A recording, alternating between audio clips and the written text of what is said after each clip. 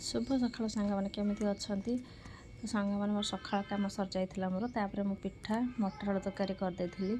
तो आम माँ छुआ मिसी सब खाइलु तापर सांग मैंने पार्सल मोर आसाला कौन आसा तुम देखा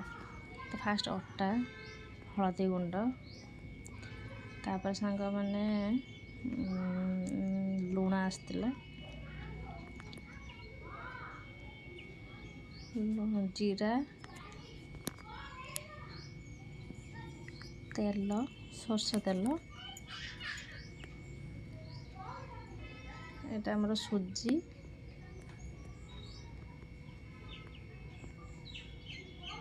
बेसन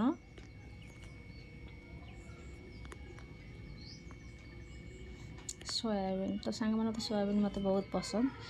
तो मुझे सोयाबीन गोटे जिनस बनई चलो देखा तो सोयाबीन फास्ट पानी भिजई दी चिपुड़ी ग्राइंडिंग करदे तो से बेसन देती तापर कलर गुंड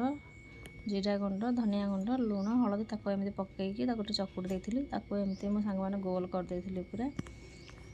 तो गोल कर सारा सांग मैंने मुझे कड़ारे तेल दे दी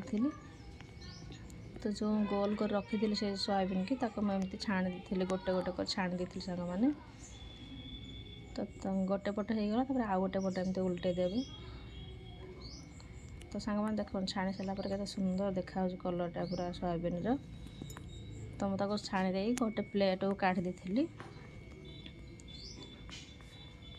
तो सांग मैंने तेल देती तो चीनी टे देती कलर से पियाज देती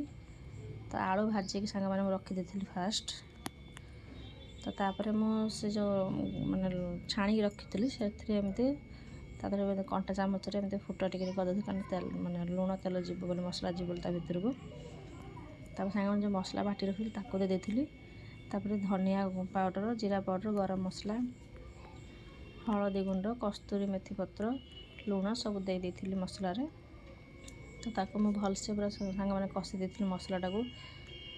सांग मैंने मसलाटा भलसे कषिदेले तो तरकारी निश्चय टेस्ट आसो आप जानते भी से आलू पकई देती आलू पकईकी हो जाता मोर